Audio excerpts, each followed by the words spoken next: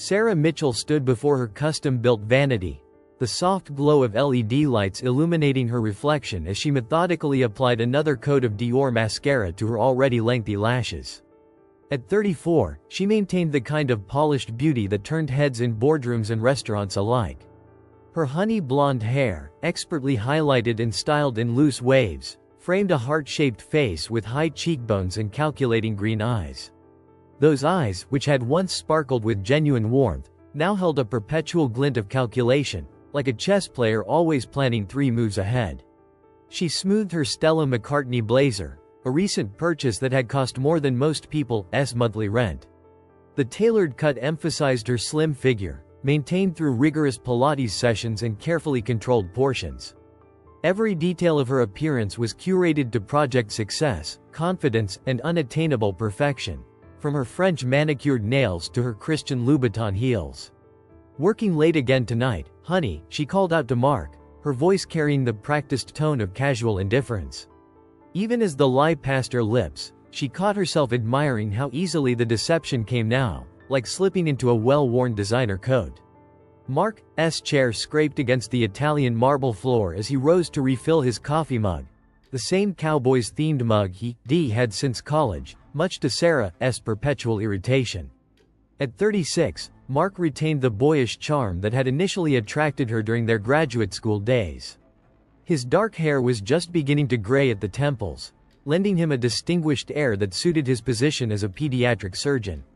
His broad shoulders, maintained by regular swimming sessions at their country club, filled out his scrubs in a way that still turned nurses' heads, though he remained endearingly oblivious to such attention. Again, he appeared in the bathroom doorway, coffee mug in hand, his warm brown eyes clouded with concern. That's the 3rd time this week.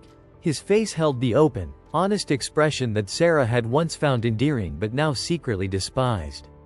How could someone be so trusting, so painfully naive? Mark's genuine nature showed in everything from his casual dress sense, today wearing simple khakis and a blue button-down shirt that Sarah had bought him last Christmas, to his habit of leaving small love notes in her purse. His wedding ring, scratched from years of wear, caught the light as he ran a hand through his slightly disheveled hair. Unlike Sarah, who had upgraded her ring twice as her salary increased, Mark still wore his original band, sentimentally attached to the simple gold circle they'd chosen together when they were just starting out. "Big merger coming up," Sarah replied, her manicured fingers adjusting a strand of hair with practiced precision. The lie tasted bitter-sweet on her tongue, like the expensive dark chocolate she allowed herself once a week. She knew her actual workload at Peterson, Wells and Associates had been remarkably light lately, a fact she'd carefully hidden from Mark by bringing home stacks of old case files to scatter across her home office desk for appearance's sake. The morning light filtered through their floor-to-ceiling windows, casting long shadows across their meticulously decorated living room. The space, like everything else in Sarah's life, was carefully curated, a testament to wealth tastefully displayed. Cream-colored Italian leather sofas faced a marble fireplace that had never known the touch of real flames. Abstract art pieces, selected more for their investment potential than aesthetic appeal, adorned the walls in calculated intervals. The only personal touch was a small silver-framed wedding photo on the mantel, showing a younger, softer version of Sarah in white lace, gazing adoringly at Mark. She avoided looking at it these days. Mark leaned against the kitchen island, his movements carrying the easy grace of someone accustomed to performing delicate procedures. His surgical precision extended to how he prepared his morning coffee: 2 sugars, a splash of cream, stirred exactly 3 times. The routine was as familiar to Sarah as her own morning ablutions, and lately, just as irritating. "You know," he said, his tone careful in that way Sarah had come to recognize as his concerned husband voice, "I was thinking maybe we could take that trip to Tuscany we've been talking about. Get away from all this work stress for a while." He gestured vaguely at the fabricated evidence of her supposed workload scattered across their home. Sarah suppressed a flash of annoyance. Tuscany had been their dream destination during their early marriage, when they were both struggling residents living on coffee and ambition. Now, with success finally achieved, the idea felt trite, another reminder of the naive couple they'd once been. Besides, she'd already planned a weekend getaway with David to a boutique hotel in the Hamptons, Not that Mark needed to know that. That would be lovely, darling, she lied smoothly, checking her Cartier watch. But let's discuss it later? I really need to get going. She gathered her Prada briefcase, mentally checking that she packed her change of clothes, the red La Perla lingerie set that David particularly appreciated. The kitchen, with its Wolf range and Sub-Zero refrigerator, gleamed with the unlived-in perfection of a showroom. Sarah had insisted on the renovation 3 years ago, though she rarely cooked anymore. The marble countertops and custom cabinets served mainly as a backdrop for the carefully staged photos she posted on Instagram, maintaining the illusion of domestic bliss for their social circle. Mark stepped forward to kiss her goodbye, a morning ritual that had once sent butterflies through her stomach but now felt like an obligation to endure. He smelled of mint toothpaste and that same cologne he'd worn since residency, Acqua di Gio, predictable and safe, just like him. Sarah turned her head slightly, letting his lips graze her cheek instead of meeting his mouth. "Love you," he said, with that earnest simplicity that used to charm her. Now it just reminded her of all the ways they'd grown apart, or perhaps they'd never been as well matched as she'd once believed. "You too," she responded automatically, already mentally rehearsing her upcoming rendezvous with David. She told him to meet her at their usual spot, a discreet coffee shop 3 blocks from his apartment, where the baristas had learned not to react when she paid for 2 drinks but left carrying only 1. As Sarah clicked her way across the heated marble floors toward their private elevator, she caught a glimpse of their reflection in the decorative mirror by the door. Her tall, elegant figure next to Mark's athletic frame. They looked like the perfect power couple, the kind featured in glossy magazines about successful professionals balancing high-powered careers with marriage. The irony wasn't lost on her. The elevator doors opened silently, their polished brass interior reflecting her composed expression back at her.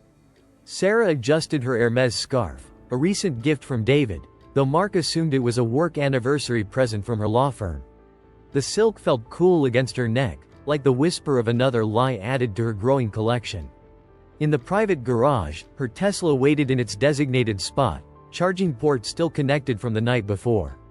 As she disconnected the cable, Sarah's phone buzzed with a message from David. "Can't wait to see you. Wearing that blue shirt you like." She allowed herself a small smile, remembering how that particular shirt brought out the steel gray of his eyes. The garage door opened automatically as she approached, revealing the expensive Manhattan neighborhood they'd chosen for its proximity to both their careers, Mark's hospital and her law firm. Or at least, that had been the reasoning she presented when they were house hunting. The fact that David's apartment was a convenient 15-minute drive away had factored heavily into her enthusiasm for this particular location. As Sarah merged into morning traffic, she caught sight of Mark leaving the building in her rearview mirror, heading toward the subway station in his sensible way. He never understood her insistence on driving in Manhattan, but then again, he didn't know about her frequent detours to certain downtown apartments. The Preston Walsh wedding at the Plaza Hotel had been exactly the kind of ostentatious affair Sarah secretly delighted in. Crystal chandeliers cast prismatic light across the grand ballroom's gilded ceiling, while centerpieces of white orchids and roses towered over tables draped in silk. The air hummed with the precise mix of old money and new ambition that characterized Manhattan's elite social circles. Sarah sat alone at table 6, absently turning her champagne flute between manicured fingers.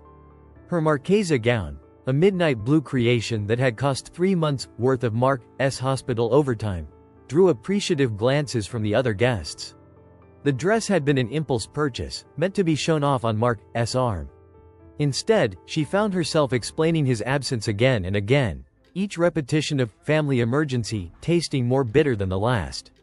The course of true love never did run smooth, a deep voice said behind her. Sarah turned to find a man in his late 30s regarding her with an amused expression. His tailored Tom Ford tuxedo suggested old money, but the slight loosening of his bow tie hinted at a refreshing disregard for convention. "Shakespeare," he added, settling uninvited into the chair beside her. "Though I suspect he wasn't talking about missing a wedding for a sick mother-in-law."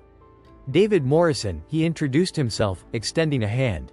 His grip was firm, confident, and held a fraction longer than strictly necessary. I am with the groom's side, college roommates at Yale. His steel-gray eyes crinkled at the corners when he smiled, lending warmth to what might otherwise have been an intimidatingly perfect face. Sarah Mitchell, she replied, noting how his gaze lingered appreciatively on her bare shoulders. Bride's side, law school friends. She didn't mention Mark, though her wedding ring gleamed conspicuously in the chandelier light. David proved to be exactly the kind of company Sarah craved, witty, sophisticated, and deliciously cynical about the excess surrounding them. He shared her passion for contemporary art and her disdain for the predictable life trajectories of their peers. When he asked her to dance, she accepted without hesitation. So, he murmured as they moved across the floor, his hand resting just low enough on her back to send tiny shivers up her spine. What does your husband do that's more important than watching you outshine every woman in this room? Sarah's step faltered slightly. How did you? The ring, David said simply. Plus, a woman like you? No chance you here alone by choice. His tone carried no judgment, just a hint of something that might have been challenge or invitation. He's a pediatric surgeon, Sarah found herself explaining. His mother fell and broke her hip. He's in Boston helping her settle into a rehabilitation facility. The words sounded hollow even to her own ears, a perfect excuse that somehow felt like an accusation. Mark was, as always, doing the right thing, the responsible thing, the boring thing. David's thumb traced small circles on her back as they danced. A hero type. Saving children, caring for elderly parents, practically a saint. His slight smirk suggested he understood exactly what she wasn't saying. Must be exhausting, being married to someone so virtuous. Sarah should have defended Mark. Should have stepped away from David's too intimate embrace. Should have felt guilty about the way her body responded to his touch. Instead, she found herself leaning closer, breathing in his cologne, something expensive and unfamiliar. Nothing like Mark's safe, predictable choice. You have no idea, she whispered, and felt rather than saw his smile. Sarah's corner office on the 42nd floor of the Glass and Steel Peterson, Wells & Associates building had become command central for her elaborate deception. Her MacBook Pro displayed 3 separate calendars: her actual work schedule, her fabricated commitments, and a private calendar tracking her rendezvous with David. Each was color-coded and meticulously maintained, a testament to the organizational skills that had made her the firm's youngest female partner. The October sun cast long shadows across her desk as she reviewed her upcoming week. A sticky note on her monitor reminded her to pick up her dry cleaning. She started keeping separate wardrobes, one for Mark and one for David. The latter contained all the pieces Mark would find questionable. The agent provocateur lingerie, the dress that was just a touch too short for a business dinner, the Jimmy Choo stilettos that cost more than she'd admit to her husband. Her phone buzzed. David, of course. He never texted before 10 a.m., knowing she'd be in her morning partner meeting. Another part of their carefully choreographed routine. Lunch today? The message read. That new French place on 63rd? Sarah smiled, remembering their last lunch that had extended well into the afternoon, spent mostly in his Tribeca loft. She checked her fake calendar. She told Mark she had a client meeting that would run late. Perfect, she replied. 1 p.m. The intercom buzzed, her assistant's voice breaking through her reverie. Mrs. Mitchell? Your husband is on line 2. Sarah's heart skipped. It always did when her two worlds threatened to collide. She took a deep breath, slipping into the role of devoted wife as easily as she'd slip into one of her Burberry coats. Mark, darling, this is a surprise. Hey beautiful, his warm voice carried nothing but affection, making her stomach twist with an emotion she refused to identify as guilt. I was thinking about stopping by for lunch. It's been ages since we had a spontaneous date. Sarah's eyes flicked to her calendar, to the carefully planned rendezvous with David. Oh honey, I wish you called earlier. I have a client meeting over lunch, that merger I told you about.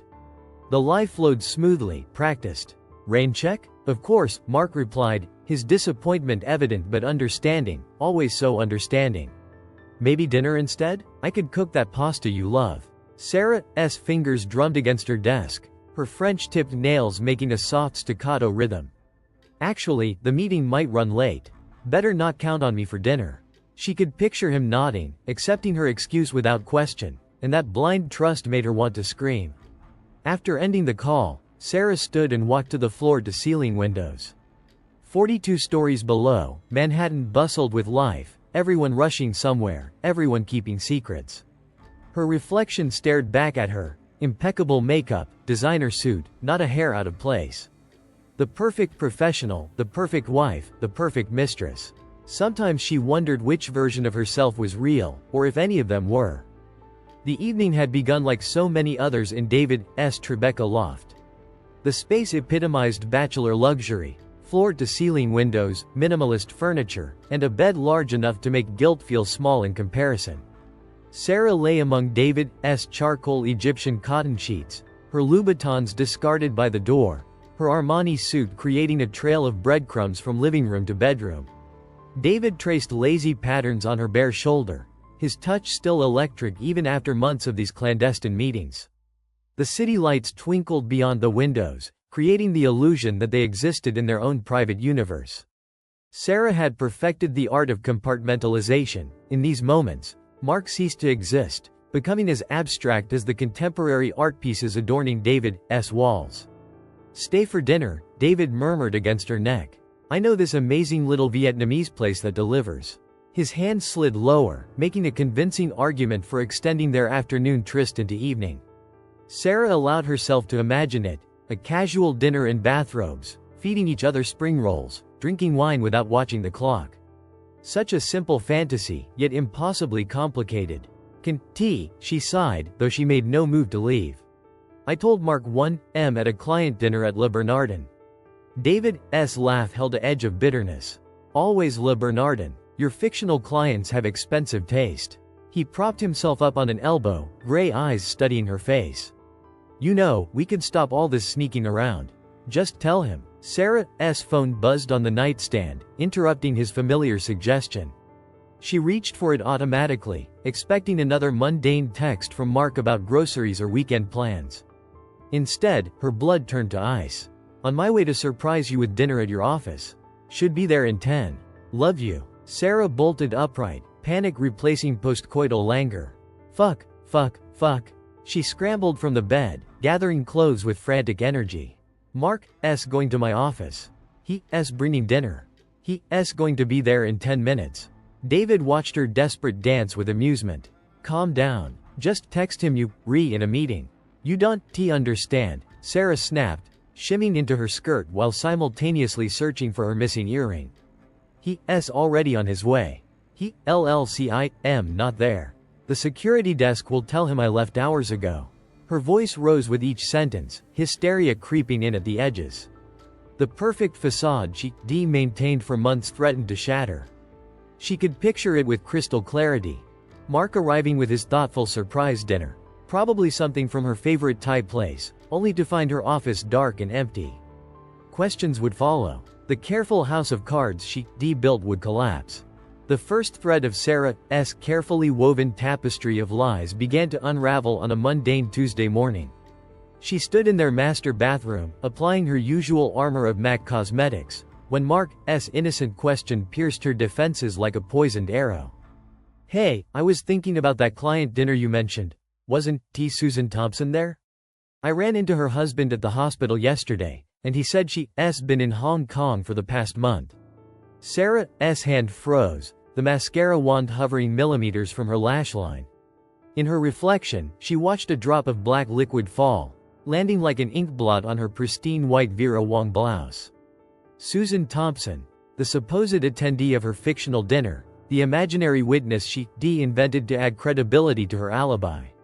The same Susan Thompson who was, apparently, on another continent.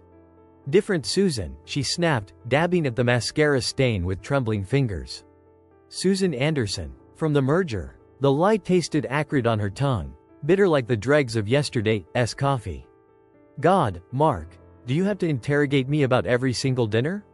Mark appeared in the doorway, his expression a mix of confusion and hurt that made her want to scream.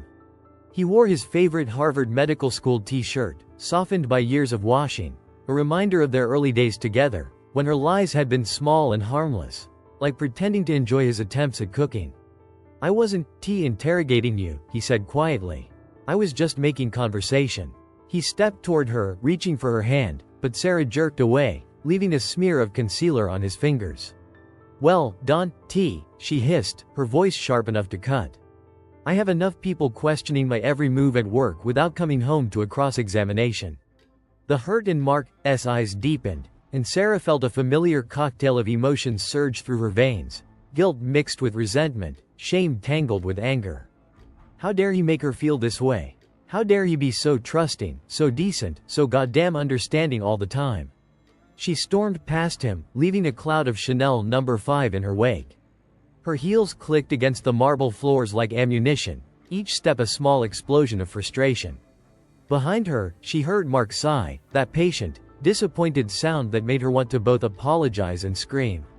The kitchen, with its immaculate surfaces and gleaming appliances, felt suddenly suffocating.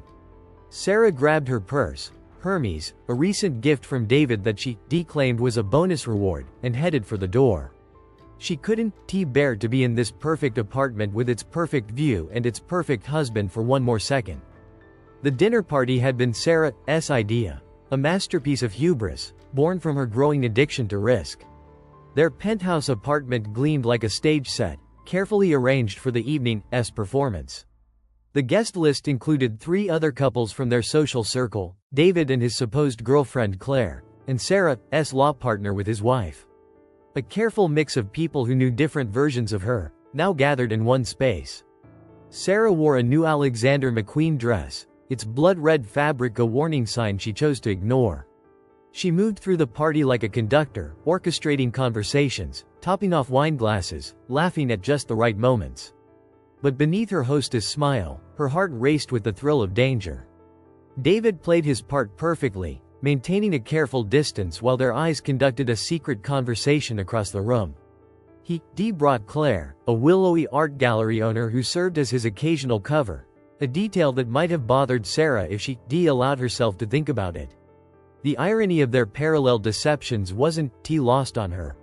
Mark, ever the gracious host, was sharing a story about a particularly challenging surgery, his natural charm drawing in their guests.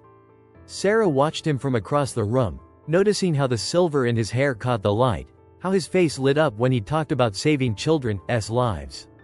For a moment, she felt a stab of something that might have been regret. More wine? David appeared at her elbow, bottle in hand. His cologne, the one she helped him choose, mixed with the Bordeaux's bouquet. Please, she murmured, holding out her glass. Their fingers brushed during the exchange, a touch that lasted microseconds too long.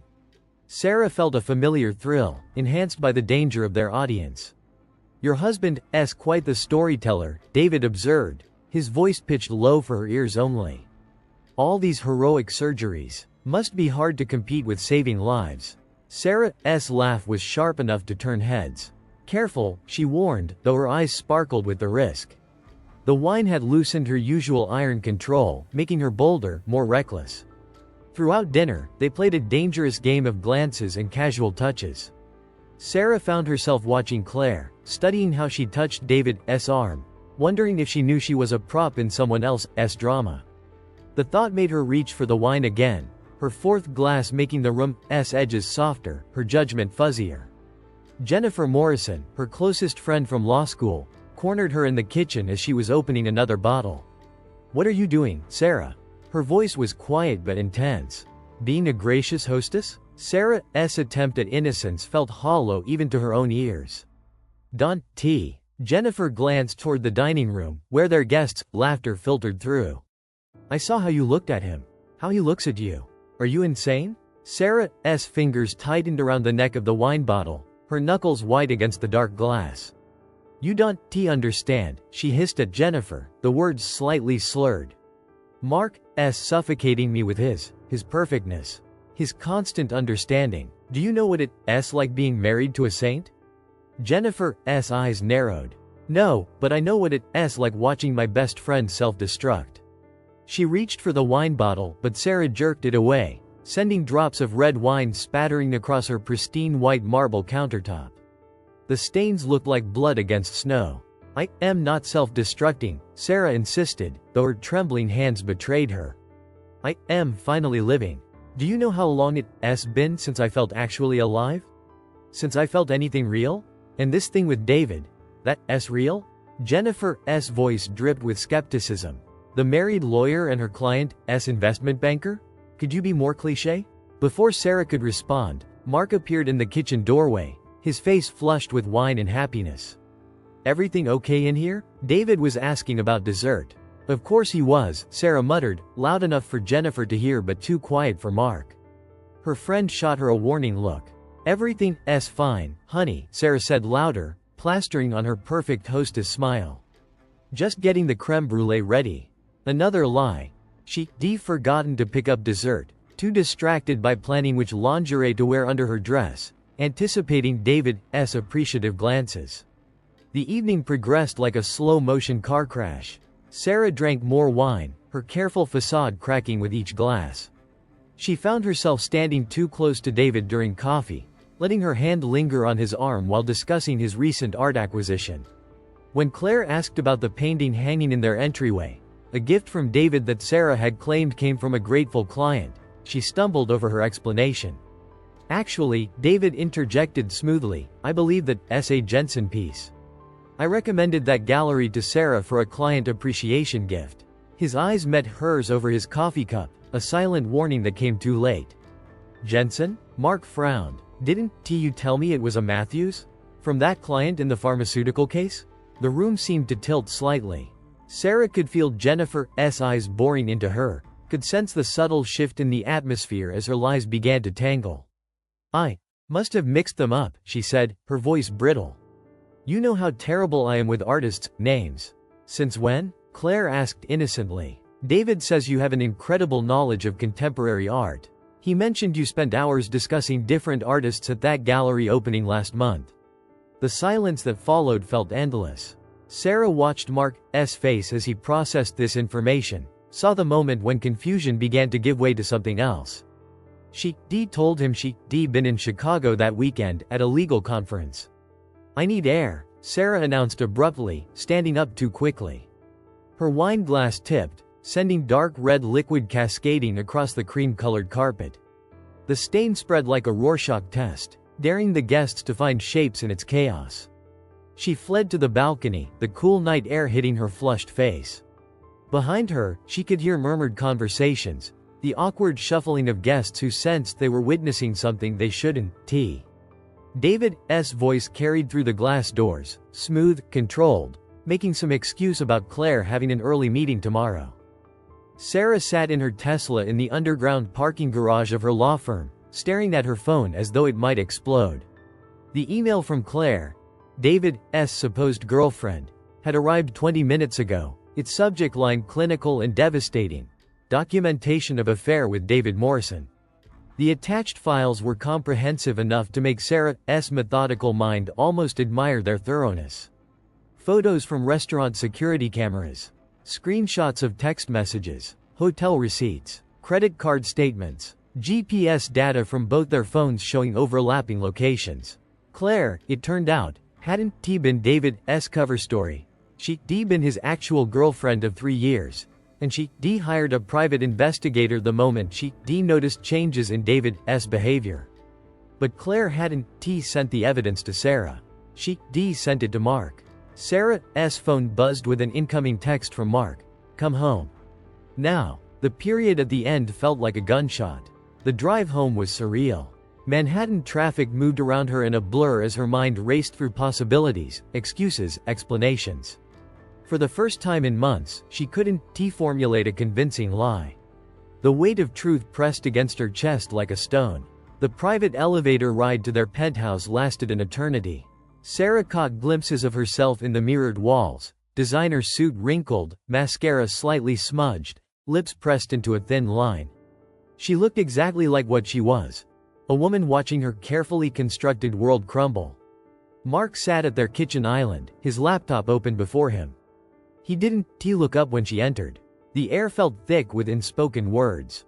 Did you even love me? He asked finally, his voice holding none of its usual warmth. Or was I just convenient, the respectable husband, the perfect cover for your real life? Sarah's Louboutin heels clicked against the marble floor as she moved further into their apartment. The sound echoed in the heavy silence, each step like a countdown to detonation. Mark remained seated at the kitchen island, his posture unnaturally still, his hospital ID badge still clipped to his shirt. He must have come straight home after receiving Claire's email. "Mark, she began, but he held up a hand, finally looking at her. The raw pain in his eyes made her step backward. "Don't T." His voice was terrifyingly calm. "Don't T you dare try to explain. Or lie. Or whatever perfectly crafted story you've been composing on your drive home." He turned his laptop toward her. "It's all here. Every lunch date. Every late meeting. Every weekend work emergency. Did you know the Four Seasons keeps security footage for 3 months?" There you are, walking into a room with him. Multiple times. Sarah's designer bag slipped from her shoulder, landing with a dull thud. Her mind raced for explanations, excuses, anything, but for once words failed her. The evidence was too comprehensive, too damning. "I especially enjoyed this part," Mark continued, scrolling through the documents. "The receipts from La Perla. Identical dates to charges on my credit card for client gifts." "Were you laughing about that? Buying lingerie for him with my money?" "It wasn't like that," Sarah whispered, though it had been exactly like that. She even felt clever about it at the time, appreciating the irony. "Then what was it like, Sarah?" Mark's voice cracked slightly. "Help me understand, because I've been sitting here for 2 hours trying to make sense of this, and I can't read every text, every email. You two even had pet names for each other. Meanwhile, you barely let me touch you for months." He stood suddenly, making her flinch. Was it all a lie? Our whole marriage? Because looking at these dates. God, Sarah, you were with him the day of my mother's surgery. You said you couldn't come to Boston because of work. I called you from the hospital, so worried about the procedure, and you were in his bed. The truth of it hit her like a physical blow. She remembered that call. She'd taken it from David's bathroom, keeping her voice appropriately concerned while watching him shower through the glass door. "I need you to tell me why," Mark said, his doctor's hands gripping the edge of the counter so hard his knuckles turned white. "Not excuses. Not justifications. The truth. For once in our marriage, just tell me the fucking truth." Sarah stood in their perfect kitchen, surrounded by evidence of her deceptions, and finally spoke the truth. "I did it because I could. Because it was exciting. Because being perfect was suffocating me, and David made me feel flawed. Real." She laughed bitterly. "God, even that sounds like a lie." Mark's expression hardened. "Get out. Mark, please." "I said get out." His voice was deadly quiet. "Pack whatever you need for tonight and leave. My lawyer will contact yours tomorrow." He turned back to his laptop, shoulders rigid. "Though I am sure you already have one on speed dial." Sarah moved through their apartment like a ghost, gathering essentials on autopilot. Designer clothes, jewelry, toiletries, the trappings of her carefully curated life suddenly seemed meaningless. Her hands shook as she pulled items from drawers they picked together, closets they shared. She reached for her phone, scrolling to David's number. Surely he'd take her in, at least for tonight. They talked about being together properly so many times. "Don't bother." Mark's voice came from the doorway. Claire's email went to his wife too. Sarah's phone slipped from her fingers. His wife? Oh. Mark's laugh was hollow. "You didn't know?" Claire wasn't his girlfriend. She was his wife's best friend, helping her gather evidence. "Turns out you weren't the only one living a double life." The room spun slightly. All those times David had talked about leaving his girlfriend for her, all those discussions about their future together. Just another layer of lies in which she willingly wrapped herself. An hour later, Sarah sat in a sterile corporate apartment her firm kept for visiting partners. The city lights flickered beyond floor-to-ceiling windows that felt nothing like home. Her phone buzzed repeatedly. Messages from Jennifer and other friends who already heard, their concern mixing with judgment. She ignored them all. A text from David. "I am sorry. Claire wasn't supposed to send everything. We could have handled this better." She blocked his number. Another from Mark. "The movers will come for your things tomorrow. I'll have my lawyer send the divorce papers. Don't come back to the apartment." She read it 3 times before the words blurred through her tears. Sarah Mitchell, successful attorney, perfect wife, masterful liar, stood and walked to the bathroom mirror. She stared at her reflection. Immaculate makeup, designer clothes, not a hair out of place. The perfect facade remained intact, but behind it, everything had crumbled to dust. She reached up and slowly wiped away her lipstick, smearing the perfect red line she maintained for so many years. Then her mascara, her foundation, until she faced her true self in the mirror. A woman who had everything and nothing, who had destroyed something real in pursuit of artificial thrills. The corporate apartment felt as empty as her future. Outside, Manhattan continued its endless dance of lights and shadows, indifferent to her personal apocalypse. Sarah sank onto the pristine white couch, still in her Louboutins, and finally allowed herself to feel the weight of all she lost. In her purse, her phone buzzed one final time. A message from Jennifer. "When you ready to talk, really talk, call me." Sarah stared at the message until her screen went dark, reflecting her tear-stained face. In the distance, sirens wailed, their cry echoing her internal anguish. She had wanted excitement, danger, passion, and now she had exactly what she asked for.